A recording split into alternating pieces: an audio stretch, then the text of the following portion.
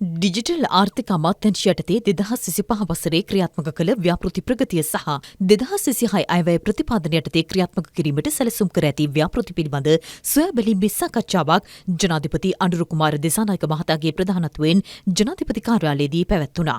ඒ අනුව රාජ්‍ය ආයතන ඩිජිටල්කරණය, QR ගනුදෙනු ප්‍රවර්ධනය, ක්ලවුඩ් යටිතල පහසුකම් මධ්‍යස්ථාන පිහිටුවීම, අධිවේගී බ්‍රෝඩ්බෑන්ඩ් පහසුකම් ලබා දීම සඳහා වූ ජාතක වැඩසටහන, සිග්නල් වින්ඩෝ පහසුකම් ලබා දීම, ඩිජිටල් හැඳුනුම්පත ලබා දීමේ ව්‍යාපෘතිය සහ දඩමුදල් ගෙවීම ඩිජිටල්කරණය සඳහා වූ ව්‍යාපෘති ඇතුළු සැලසුම් කර ඇති ව්‍යාපෘතිවල ප්‍රගතිය සාකච්ඡා කෙරුණා.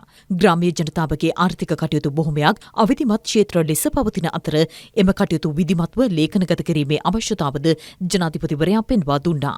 ඉදිරි ආර්ථික සහ සංවර්ධන සැලසුම් සකස් කිරීමේදී එය අත්‍යවශ්‍ය බවයි ජනාධිපතිවරයා අවධාරණය කළේ.